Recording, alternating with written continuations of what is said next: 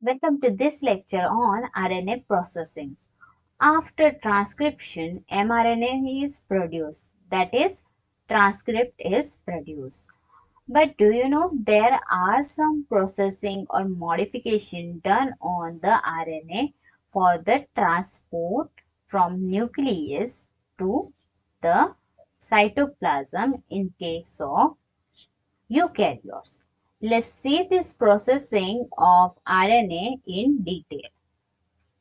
So what we're going to cover in this lecture is introduction, capping, polyadenylation, splicing, alternate splicing, and transsplicing. So let's see some brief introduction regarding the RNA processing.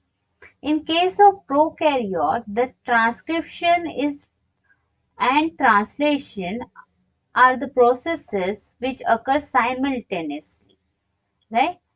It is because of the absence of nuclear membrane. If nuclear membrane is not present in the prokaryotes, then the genetic material, that is nucleoid, is present in the cytoplasm, right? So ribosome also there in the cytoplasm. It will easily access the transcript.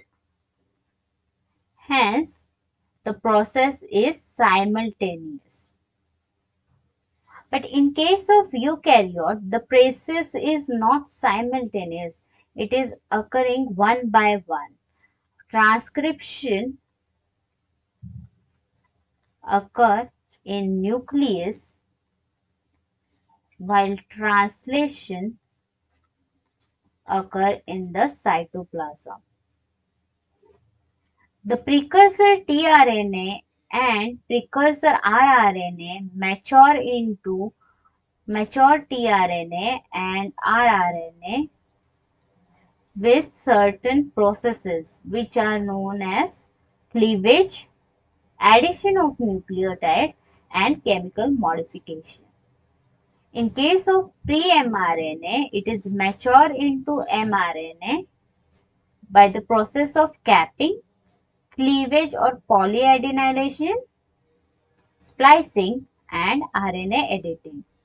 Let's see this process or maturation of mRNA in detail and step by step. First is 5' capping. Capping usually done at the 5' end. Okay. So capping is done by certain enzyme which add cap to the transcript, which consists of 7-methylguanosine residue joined through 5' triphosphate bridge. So we define what capping is. Let's see the process in detail step by step. How it is producing 5' triphosphate bridge, we will going to see in this process.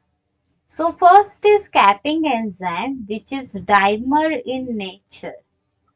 So it has two subunit. Okay.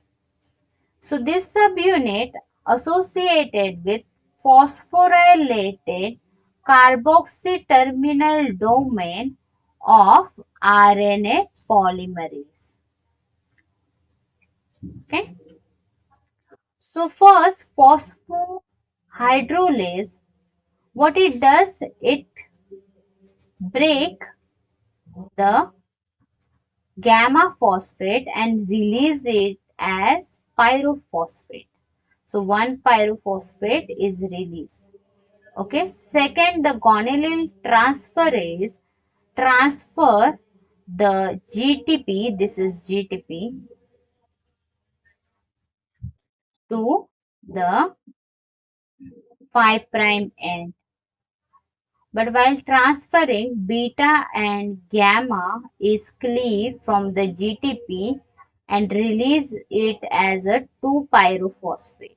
So now only one phosphate is remaining. So it becomes GMP, right? So it will become alpha, beta, this one beta, and again alpha. That's how it produces 5 prime 5 prime triphosphate breach. But the story is not over. Last hero enzyme will come. Guanine 7 methyl transferase uses the donor of S-adenosyl methionine and transfer the methyl group from donor to the transcript. That's how seventh position is methylated. This structure is known as cap0 structure. Okay. After addition of cap0 structure, the cap1 structure can be produced with the help of 2' O-methyl transferase. What it does is it adds methyl group at the 2' OH position of the second nucleotide. This is how cap1 is produced. But for the cap2 structure, both nucleotide second and third should be methylated. That's how cap2 is produced. So let's see the structure in detail. This is cap0 at the 7th position. Methyl group is added. Then 5' 5' triphosphate breach, which consists of alpha, beta and alpha phosphate. After that cap1 where methyl group is added at second position of nucleotide, and in case of cap2 structure, methyl group is added at second and third position of nucleotide. Hope that's clear. But why we are adding cap? The function of the cap is protection of mRNA from degradation.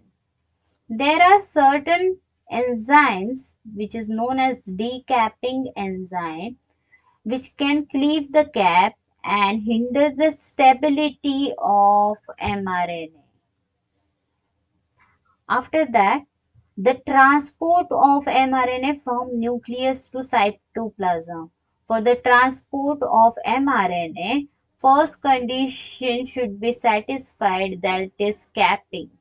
If capping is not there, then mRNA will be not transported from nucleus to cytoplasm. So this is the first criteria which is satisfied by mRNA. Then the binding of ribosome with mRNA. This is important. Okay. So 5' capping is present in case of eukaryote, right? This is the same site where the ribosome come and bind and initiate the translation process. After that, polyadenylation, which is also known as 3' tailing. So, as name suggests, addition of polyether. As you can see in this picture.